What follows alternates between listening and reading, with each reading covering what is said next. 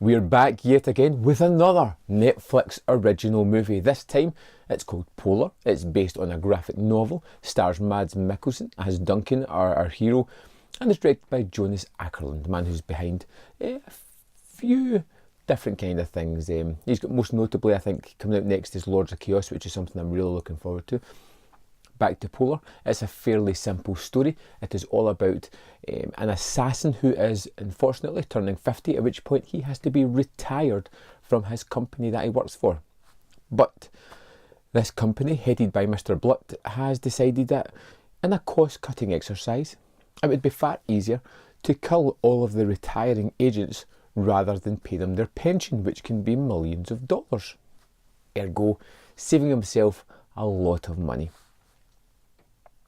That's about as simple a plot as you need for Polar. It is a very visceral exercise that people are either going to love or hate it. It's very much enriched within comic sensibilities. It is based on a graphic novel, but it does do things that we've seen done lots of times before. We get title cards for all of the main players in the movie. We get location title cards as well. They're always kind of like in your face and noisy and just very visceral.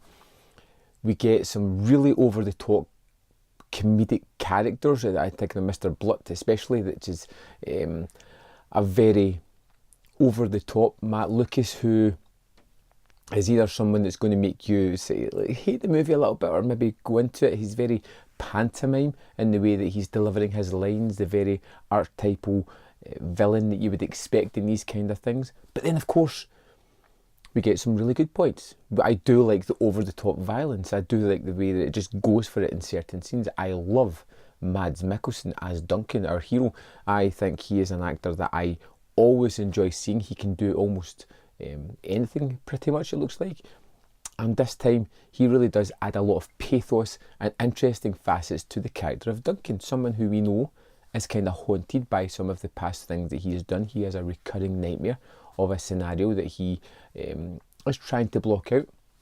He is trying to live his life like a normal person. He's been forced into retirement. He doesn't want to be there, and him trying to do the things that a normal person would do and always backfires or just looks odd is hilarious. And he meets up with a neighbour next door and they create a little union, but of course we know that pretty soon there is people coming to disrupt this union in the form of a group of bad guys who just seem determined to kill as many people as they can until they find out where Duncan is and how they can take him out. It's very flashy. The camera zips along and rotates and moves in quick movements. It's not a movie that's there to let it sit on you and give you a tale that you have to think over. Everything is on the surface. The violence, the gore, the characters, the over-the-top looking set pieces, they're all there just for a visceral reaction. And I think, personally, for me, it was something that I enjoyed. I enjoyed seeing this comic book come to life in the form of this. And I think it is primarily down to Mads Mikkelsen's performance. I think he is tremendous. And without his kind of stoic, real-life persona, this character that he plays, I think it would get a little bit ridiculous with a lot of the crazy that's going on round about him. You know, you've got this crazy assassination world and then the kind of real world, and these two don't really merge together, but they're tied together because of Mikkelsen. I think there is some real standout action set pieces here. There is one where he gets initially attacked in his cabin, which I thought was pretty good.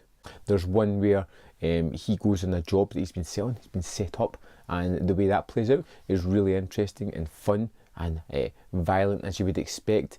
And ultimately, I landed on the side of liking Polar. You know, it tries a few times to be very abrasive and almost dare you to dislike it. But I was brought into this. I was brought into it by the key performance of Mads Mikkelsen. I liked the kind of the differences between the sort of crazy, colourful bad guys and just the normal people living in this world who could fall into the pathway of any of these killers and be instantly taken out. I thought the colours were very vibrant. The way the camera moves was very constant and added a bit of energy to the movie. The pacing kept it going. There's a little bit of an epilogue that wasn't 100% set on, but still, I had fun with Polar. I can see me throwing it on again. It's kind of in the John Wick type of action movie where the plot is inconsequential. It's more about the cool action that's happening on screen. And for me, if I had to give it a score, I'd probably give Polar a 4 out of 5, which will probably anger some people because I really don't see a lot of people, liking this. This is going to be one that really splits audiences. But that's why we have this forum. That's why we have the comment box below, so you can put your thoughts and let everybody know what you thought of Polar. So drop it down there. I'll have a little look myself, comment back, and I'll see you next time on Man vs Film.